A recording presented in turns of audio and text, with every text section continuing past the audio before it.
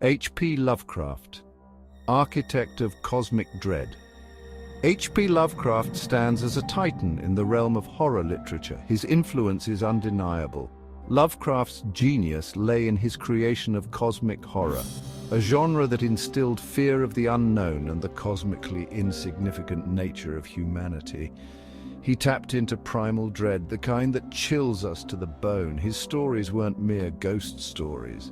They were explorations of humanity's vulnerability in a vast, indifferent universe. Lovecraft's writing was often infused with a sense of impending doom, a creeping dread that permeated his narratives. He used vivid imagery and a meticulous writing style to craft worlds teetering on the brink of unimaginable horrors. His protagonists were often intellectuals drawn to forbidden knowledge, their sanity slowly unraveling as they confronted cosmic truths too terrible to bear. Born in 1890, Lovecraft's life was marked by personal struggles and isolation. These themes would find their way into his writing, amplifying the feelings of loneliness and alienation that permeate his stories. Despite a life cut short, Lovecraft left behind a legacy that continues to inspire and terrify readers to this day. His influence can be seen in literature, film, and video games, a testament to the enduring power of his unique brand of horror. The Shadow over Benefit Street. The Shunned house, one of Lovecraft's most celebrated stories, plunges us into the heart of Providence, Rhode Island. This seemingly ordinary setting becomes the backdrop for a tale of profound unease and creeping horror. Lovecraft masterfully uses the familiar to make the terrifying all the more real. He sets the stage for a story that blurs the lines between reality and nightmare.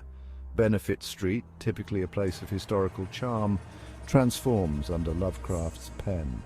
It becomes a brooding presence, its history steeped in a darkness that seems to emanate from the very cobblestones.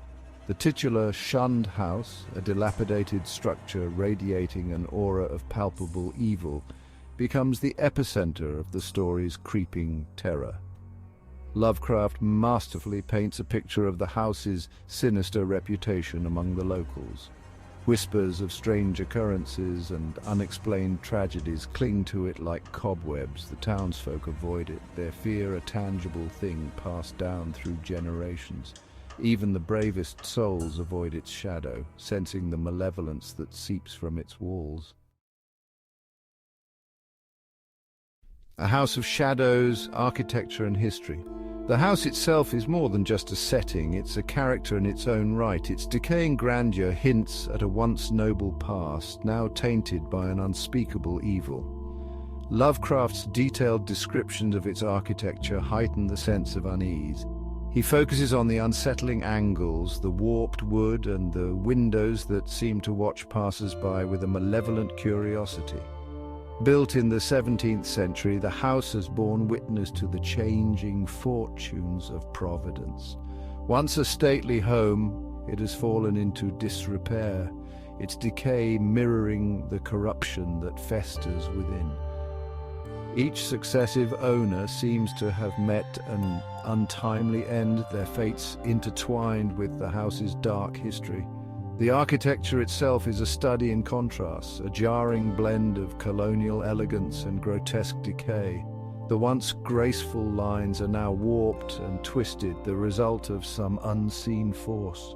The windows, once sources of light and warmth, now stare out blankly like the eyes of a blind watchman. The story's narrator, whose name Lovecraft never reveals, recounts his childhood fascination with the Shunned house. Like many children, he is drawn to the forbidden, the whispers of the unknown sparking a morbid curiosity within him. This early fascination sets the stage for his later, more scientific investigation. The narrator's childhood experiences are filled with unsettling encounters.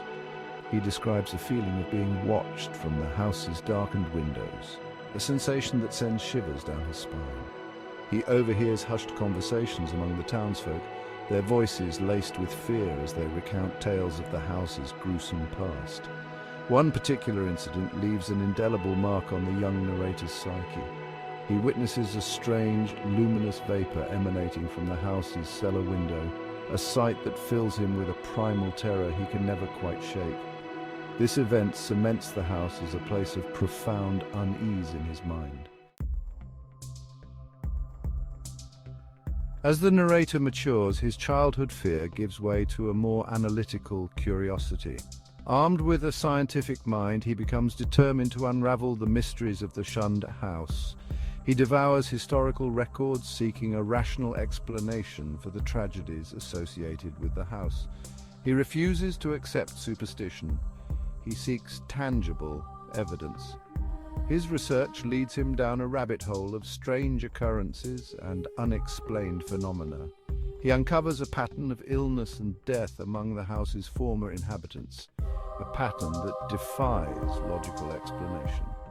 The more he learns, the more convinced he becomes that something sinister is at play. Despite the growing dread, the narrator's scientific curiosity compels him forward. He feels an almost magnetic pull toward the house, a desire to confront the unknown and shed light on its secrets.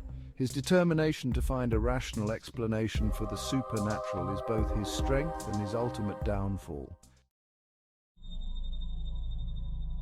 The narrator's investigation culminates in a chilling discovery in the house's cellar. Accompanied by his equally curious friend, he uncovers a hidden chamber, its very air thick with an oppressive ancient evil. It is here that Lovecraft unleashes the full force of his cosmic horror. Within the chamber they find a well, its depths radiating an unnatural chill.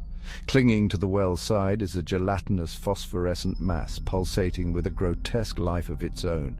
It is a manifestation of pure cosmic horror, a being from beyond the stars that has taken root in the heart of the house. The creature, Lovecraft suggests, is a parasitic entity feeding on the life force of its victims. It is this entity that is responsible for the blight upon the house and its inhabitants, draining them of their vitality and driving them to madness and death.